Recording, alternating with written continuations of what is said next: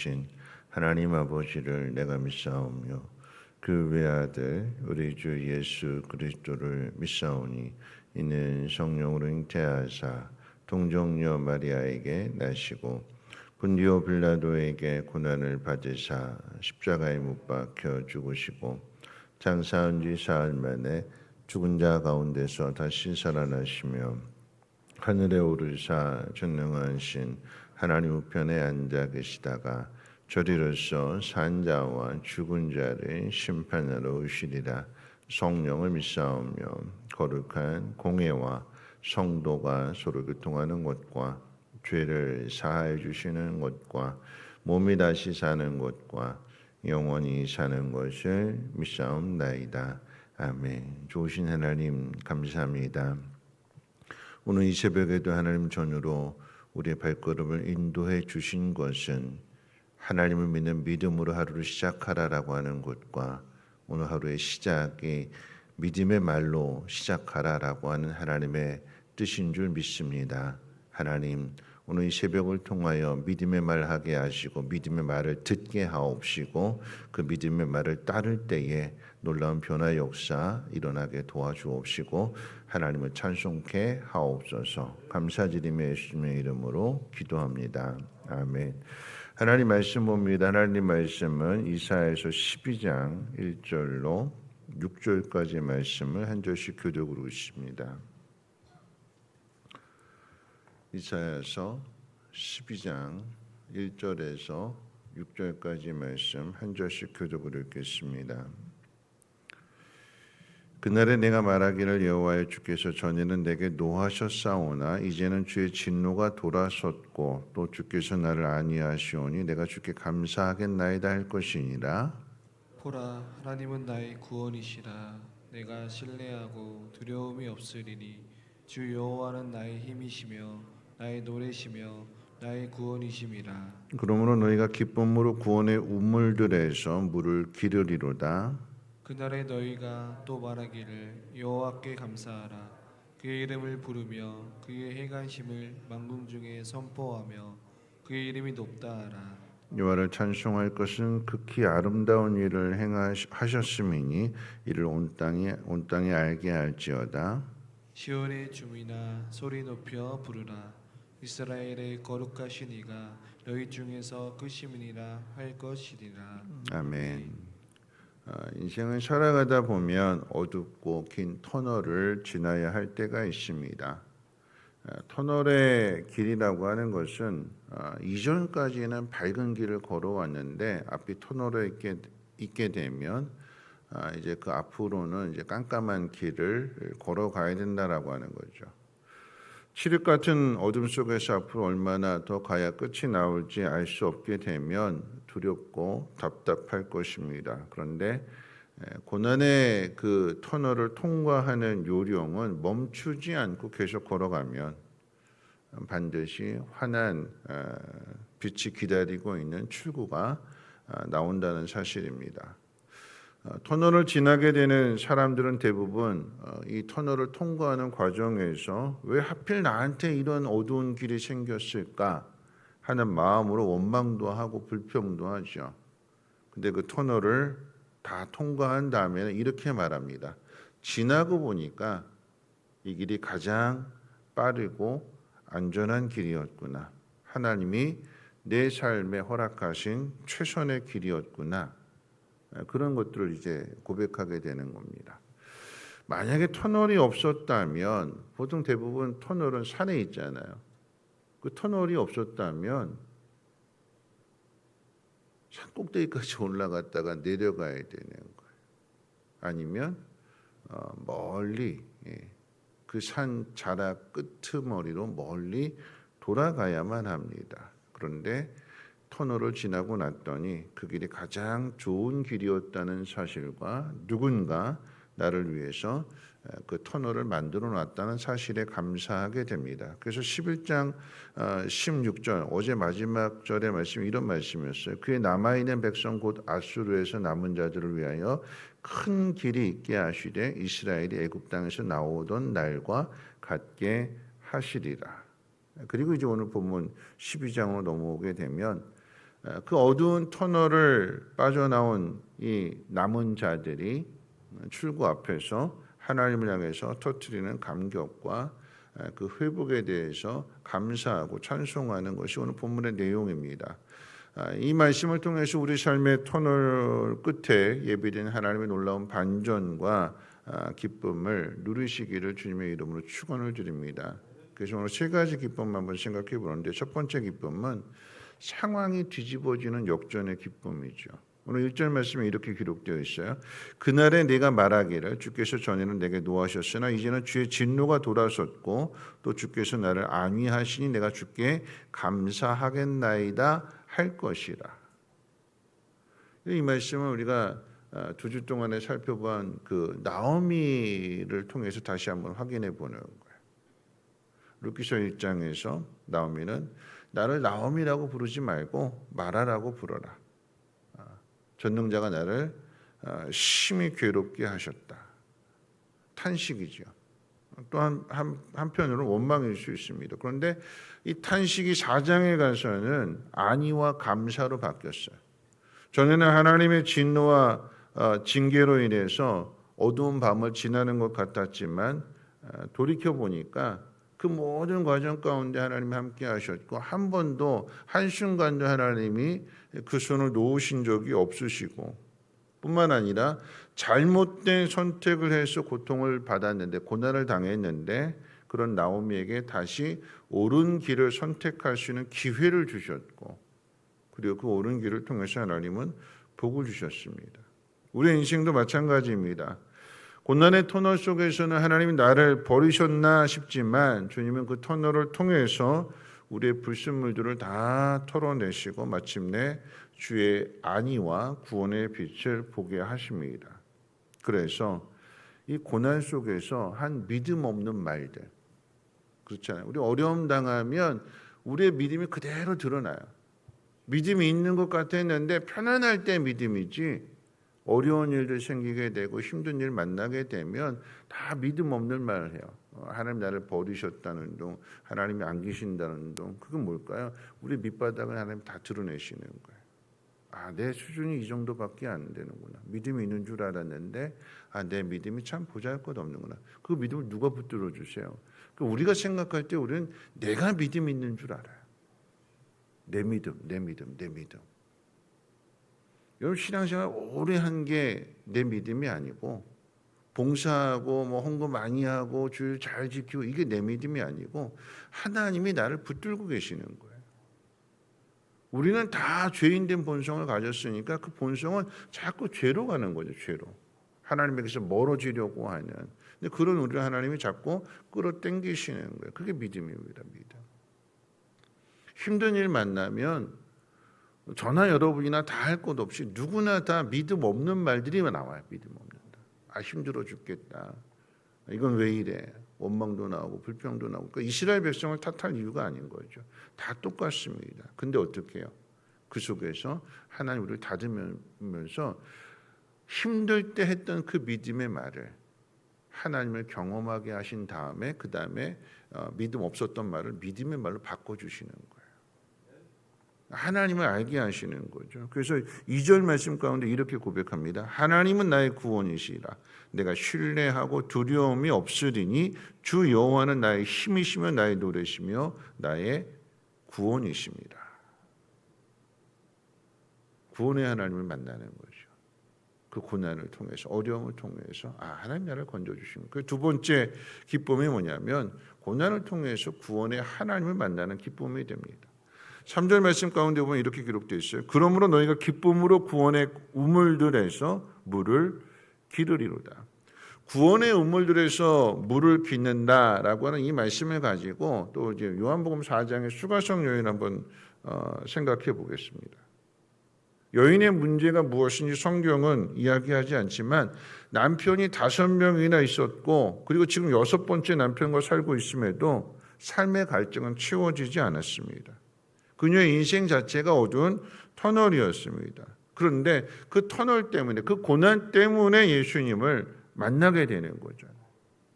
예수님 만나게 됐을 때 대화의 주제는 물이었습니다. 그런데 여기 재미있는 반전이 있어요.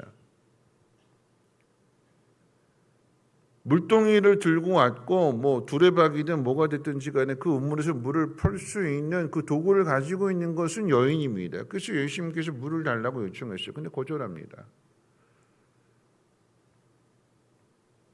여인에게 남편이 5이 있었고 지금 살고 있는 남편도 내 남편은 아니다라고 하는 그 여인의 과거와 현재에 대해서 정확하게 얘기하니까 여인이 깜짝 놀라게 되는. 그러면서 예수님께서 네가 내가 누구인 줄 알았다면 나한테 그렇게 하지 않았을 거다. 네가 나한테 주는 물은 다시 마시면 목마르게 되지만 그런데 내가 너에게 주는 물은 영원히 목마르지 않는다. 예수님에게는 물동이도 없고 두레박도 없고 물 달라고 했던 분이 이 말씀을 하실 때에 여인은 예수님의 말씀을 믿습니다. 믿어요. 그리고 어디서 예배를 해야 되는지 묻고 그러면서 예수님 메시아라고 하는 사실을 깨닫게 되니까 물동이를 버리고 사람들에게로 달려가잖아요. 예수님 만나니까 바뀌는 거예요. 잘 보세요. 예수님이 물이라고 하는 이 우물 앞에서 물이라고 하는 주제를 가지고 극명하게 대조하시는 거예요. 여인이 물길로 온 것은 사람들 피해서 왜요? 창피하니까. 사람들이 자꾸 뭐 이러쿵저러쿵 말들 많이 하니까 사람들을 피해서 그 땡볕에 물길로 혼자 땡볕에 오면 얼마나 고달프고 얼마나 서럽고 얼마나 힘들겠어요. 몸도 고달프고 마음도 고달프고. 그런데 남편을 받고도 더 갈증이 나요. 삶은 더 힘들어져요. 사람들은 계속 더 손가락질해요. 바꾸면 바꿀수록. 뭔가 해결되지 않아서 그래서 뭔가 좀 바꿔보려고 그렇게 계속해서 자기 삶을 세상적인 것으로 바꾸려고 계속 바꾸는데 답이 안 나와요. 계속 목마르게 되고 계속 사람들을 손가락질하게 되는 거고 이게 계속 반복이 되는 거죠. 그런데 어떻게 바뀌었어요? 예수님 말씀 믿으니까. 예수님 말씀을 믿게 되니까 물동이를 버려두고 사람들을 피했던 여인이 사람들에게 달려가는 거잖아요. 왜 이렇게 됐을까요? 예수님 만났으니까. 그 예수님 누구예요? 하나님이 보내신 메시아라고 하는 사실을 믿게 된 거잖아요. 하나님을 경험하는 거예요. 우리가 하나님 말씀을 따라야만 구원의 하나님 만날 수 있는 거예요. 그게 빛으로 인도해 주는 거고. 고난의 상황, 힘들고 어려운 상황 속에서 하나님 말씀을 따라야 그리고 그 말씀 앞에 결단해야 내 삶을 바꿀 수 있는, 내 생각을 바꿀 수 있는 거고. 만약에 예수님 말씀을 들었음에도 불구하고 당신은 유대인인데 나와 상관없습니다. 이래버리고 계속해서 그러면 이 여인은 계속 목마르 계속 그 우물을 나올 수밖에 없는. 근데 어떻게 바뀌었어요? 말씀을 믿으니까. 그 예수님 말씀을 믿으니까 예수님을 보내신 하나님을 만나게 되는 거죠. 구원의 하나님이심을 깨닫게 되는 거예요. 마지막 세 번째 어떤 기쁨이냐? 그래서 이 여인, 그러니까 수가성 여인으로 생각해 본다면 사명을 깨닫게 되는 기쁨이에요. 사명 안에 기쁨이 있어요. 사명 그러면 힘들고 무겁고 고달픈 거로 생각하게 되지만 여러분 이 시편 이사야서 12장의 말씀도 11장과 연결되어져서 아수르 심판당하게 될 거고 아수르를 말미암아 이스라엘도 심판당하는 그 얘기한 거잖아요. 10장의 내용이. 근데 그 가운데에서 하나님께서 남은 자는 돌아오게 될 거다. 회복을 약속해 주시는 말씀인데 그 회복을 경험한 사람들 남은 자들이 돌아와서 한 일이 뭐냐? 우리가 그게 시편 126편 말씀이에요. 꿈꿀 수 없는 일이 이루어졌다. 하나님 우리에게 놀라운 일을 행하셨다. 하나님 약속하셨던 그 말씀을 그대로 이루어주셨다. 뭐 하는 걸까요? 찬양하는 거예요. 고난을 통과한 사람이 해야 될 일이 무엇이냐? 사명입니다. 왜냐하면 앞에서 지금 구원에 대해서 이야기했잖아요. 하나님 우리를 구원해 주셨어요. 고난에서 건져 주셨고 지옥으로 갈 우리들을 하나님 나라로 들어가는 천국 백성으로 우리를 구원해 주셨어요. 은혜로 구원받았습니다. 그럼 은혜 받은 자 해야 될 일은 뭐냐면 은혜 갚아야죠. 빚을 줬으면 빚을 갚아야 되는 거예요. 어떻게 갚을까요? 하나님을 노래하는 거예요. 물질을 바치고 뭐 삶을 바치고 이게 아니라 나를 건져 주신 내 힘으로 나는 세상으로 달려갔고 내가 할 수 있는 것은 다 동원했는데 안 되더라. 근데 하나님이 나를 건져 주시더라. 하나님이 도와주시더라. 내가 건짐 받은 것은 내가 이 자리에 이 복을 받게 된 것은 하나님이 행하신 거다. 누구를 자랑하는 걸까요? 하나님 자랑하는 거예요. 쉬운 이야기로 한다라고 하면 여러분 그게 간증이에요. 간증은 내 자랑이 아니에요. 내 자랑이 하나님 자랑이에요. 하나님이 하셨노라. 그러려면 하나님을 자랑하려고 한다면 나의 부끄러운 부분들, 내가 고난당했을 때 이랬습니다 하는 게 당연히 나올 수밖에 없어요. 근데 우리는 그거 이야기하기 싫어서 부끄러워서 안 하려고 하잖아요. 감추려고 하잖아요. 하나님이 하신 건데 그게 사명이고 그거 우리 마땅히 해야 될 일인데 구원을 받은 사람들이 해야 될 일은 감사하는 일이에요. 찬양하는 일이에요. 여러분 이거 사명입니다. 왜 이것이 우리에게 주어지는 사명이냐면 여러분 사명 안에 기쁨이 있는데 우리가 다시 말씀드리면 사명 생각하면 힘들고 괴로운 거로 생각하잖아요. 근데 보세요. 아픈 사람이 예를 들어서 아팠던 사람이 하나님의 은혜로 치료를 받았어요. 그럼 그 사람 눈에는 누가 보일까요? 아픈 사람이 보여요. 내가 어떤 문제로 고난을 당했고 어려움을 당했는데 그런데 내 눈에 나와 똑같은 그런 증상을 가졌던 사람이 내 눈에 보이는 거예요. 그게 사명이에요. 그럼 어떻게 하면 될까요? 나도 똑같았는데 그런데 내가 어떻게 구원받았는지 내가 어떻게 그 문제를 해결했는지 그걸 이야기해 주는 거예요. 그리고 도와주는 거예요. 그게 사명이래요. 그럼 어떻게 되지요? 내가 그 사람을 도와줬을 때 나와 똑같은 증상을 가지고 있는 사람 내가 쉽게 얘기하면 내가 어떤 약 먹어서 낫다 그럼 그거 얘기해 주잖아요. 세상 사람도 그런데 믿음 안에서 교회 안에서 내가 하나님의 은혜를 경험해서 하나님의 은혜로 말미암아 이 문제가 해결되어졌다라고 하면 그 사람에게도 똑같이 이야기해 줄 수 있는 거예요. 기다려봐라. 하나님 도와주신다. 하나님 말씀대로 한번 해봐라. 거기에 구원이 있다. 내가 겪어봤으니까 내가 경험해봤으니까 이야기해 줄 수 있는 거예요. 그 사람을 도와줄 수 있는 거예요. 그럼 어떻게 되죠? 그 사람이 나를 통해서 하나님의 은혜를 나와 똑같이 하나님의 은혜를 그 사람도 경험하게 되면 그 사람이 막 기쁘잖아요. 기뻐하겠죠. 그 사람이 기뻐하잖아요. 그 문제 해결했으니까. 고민했던 문제가 해결됐으니까 기쁘잖아요.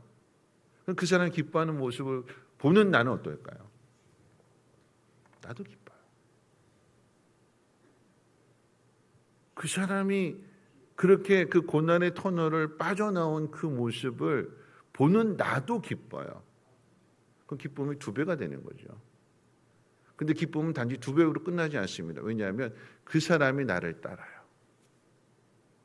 내가 그 사람을 도와줬더니 그 사람이 나로 인해서 그 문제가 해결되어졌을 때 함께 기도해주고 함께 아파해주고 함께 울어주고 그럼 이 사람의 입장에서는 내가 얼마나 고맙겠어요. 그러면 누구 자랑할까요? 하나님 자랑도 하지만 누구 자랑할까요? 내 자랑도 해주는 거예요. 그럼 내가 높아지는 거예요.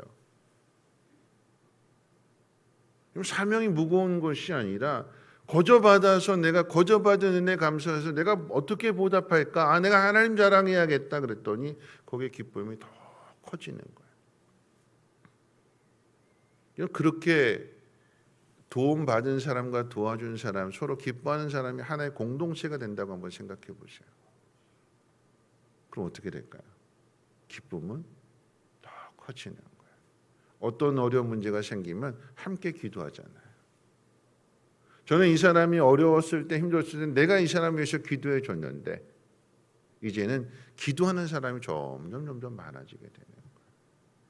여러분, 기도하는 사람이 많아진다라고 하는 이야기는 뭐냐면 원망 불평하고 탄식하고 그런 말들을 하는 게 아니라 믿음의 말들을 하는 사람이 많아진다는 거예요. 우리 주변에 믿음의 말하는 사람이 많이 있는 게 그게 가장 큰 복이에요. 말씀 마칠 텐데요. 고난이 왔어요. 이스라엘 백성들에게 있어서는 나라가 망했습니다. 하나님 우리한테 어떻게 이렇게 하실 수 있느냐고 원망하고 탄식도 하겠지만, 그런데 원망과 탄식이 다 끝나고 난 다음에는 곰곰이 자기 자신을 돌아보는 거예요. 내가 왜 이렇게 됐을까? 하나님 말씀 안 따랐구나. 선지자를 통해서 그렇게 말씀해 주시는데 내가 안 들었구나. 하나님 나한테 다시 기회를 주신다라고 하면 하나님 말씀대로 살아야지. 아니, 지금부터라도 이 고난 가운데 있다 할지라도 하나님 말씀대로 한번 살아봐야지. 그 속에 길이 열려지게 되는 거고 빛이 생기게 되는 거고. 그래서 하나님 구원을 경험한 사람은 어떻게 해요? 그 하나님을 자랑하는 거예요. 그게 전도예요. 전도. 내가 하나님 만난 그 기쁨, 하나님 나를 구원해 주신 그 기쁨, 여전히 고난 속에서 그 어두운 터널 속에서 헤매이는 나를 빛을 통해서 하나씩 하나씩 불이 들어오고 깜깜한 그곳에 이곳으로 이 빛을 따라가면 된다. 갔더니 다시 세상이 열려지게 되는 그 하나님을 찬양하고 감사, 진짜 감사는 뭐냐면 한 영혼을 구원하는 거예요. 한 사람을 책임져 주는 거예요. 그게 사명입니다. 사명 속에 더 큰 기쁨이 있습니다. 오늘 여러분들의 고난은 하나님을 자랑하라고, 하나님이 너의 편 되어 주시고 너를 도와주시고 너를 구원해 주시는 분이심을 경험하고 그것을 알지 못하는 사람에게 전해주라고. 어떻게 가야 될까요? 말씀 붙들고 가고 약속 붙들고 가고 그 속에서 꼭 사명의 자리까지 나아갈 수 있는 더 큰 기쁨 누리는 저와 여러분 되시기를 주님의 이름으로 부탁을 드립니다. 우리 실로암 오늘 말씀 생각하면서 함께 실로암 찬양합니다.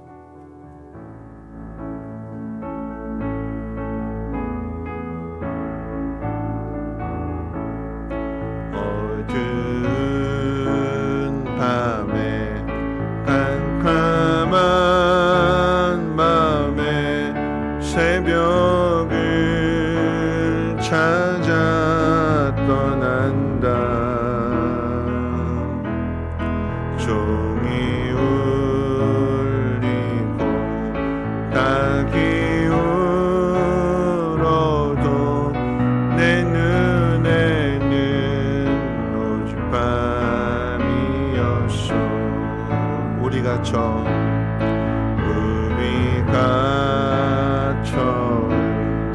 만난 그때는 차가운 새벽이었어.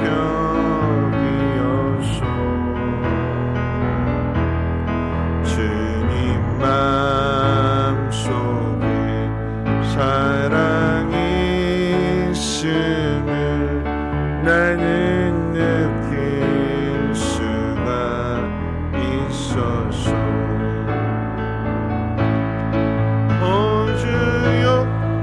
당신께 감사하리라.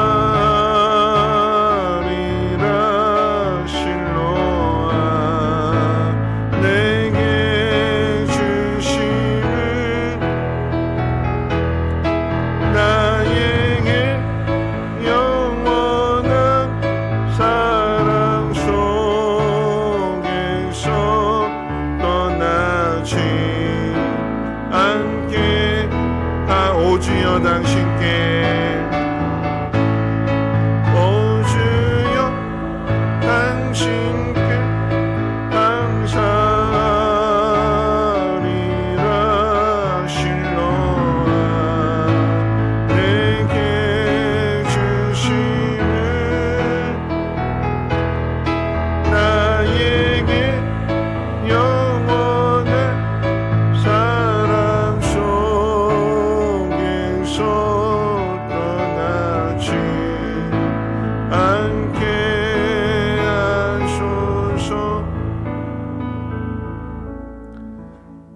오늘 말씀과 찬양이 함께 연결되는 거거든요. 요한복음 9장에 보면 나면서부터 앞을 보지 못했던 사람, 누구의 죄입니까? 사람들이 제자들이 물었잖아요. 누구의 죄가 아니라 하나님의 영광을 나타내기 위한 거다. 그리고 예수님은 이 맹인의 눈에 흙에다 침을 뱉으시고 이겨서 발라주시고 실로암의 못에 가서 씻어라. 그 못에 가서 그대로 순종하게 될 때 눈이 떠졌더니 효과가 어디 있는 걸까요? 실로암일까요? 아니요. 예수님 말씀. 그리고 이 일로 인해서 이 사람이 믿음을 그대로 고백하는 거예요. 아, 나를 구원해 주신 분이 예수님이구나. 40년 동안 힘들었는데 깜깜한 암흑이었는데 예수님을 통해서 구원을 경험하게 되니까 예수님을 자랑하게 되는 거고, 그 위협을 받음에도 불구하고 이 사람은 믿음을 드러냅니다. 믿음을 선택합니다. 하나님을 자랑하는 거죠. 오늘 이 새벽 기도하실 때 하나님, 어떤 상황 속에서도 믿음의 말을 하게 하옵소서. 때는 고난당할 때, 어려움 당할 때 죄인된 본성을 가지고 있기 때문에 원망이 나오고 불평이 나오는 건 사실입니다. 그건 어쩔 수 없는 거예요. 그건 본성입니다. 근데 하나님 그것을 믿음의 말로 바꾸게 해주세요.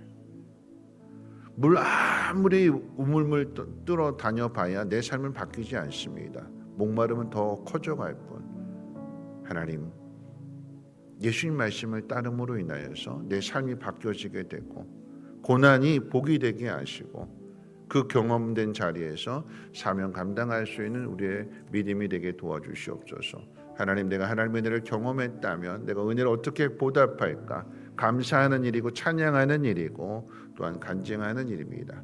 하나님을 높일 수 있는 믿음 되게 도와주시고 주변에 그런 사람들을 찾아서 그 영혼을 하나님 앞으로 인도할 수 있도록 잘 섬기는 삶이 되게 해달라고 함께 통성으로 하나님 앞에 기도합니다. 사랑 많으신 하나님 아버지, 감사합니다. 오늘 새벽에도 하나님 귀한 전으로 우리의 발걸음 인도해 주시고 하나님 말씀을 듣게 해주시니 감사합니다. 하나님, 어젯밤까지 낙심하고 절망하고 원망하고 불평하는 말을 했다면 하나님, 오늘 이 말씀을 듣고 난 후에 하나님 바뀌어지게 하옵소서. 믿음의 말 하게 하옵소서. 하나님, 오늘 이 새벽 기도하는 것이 믿음의 말을 고백하는 것입니다. 하나님, 흔들리지 아니하게 도와주시고 하나님 약속의 말씀을 믿으면서 하나님 우리에게 고난을 주시는 것은 하나님 더 깊이 경험하며 하나님만이 우리의 구원자가 되신다는 사실을 깨닫게 해주시기 위한 축복의 통로라고 하나님 믿음의 말을 고백하게 하시고 하나님 말씀을 따라 행함으로 인하여서 하나님 빛을 보게 도와주시옵소서.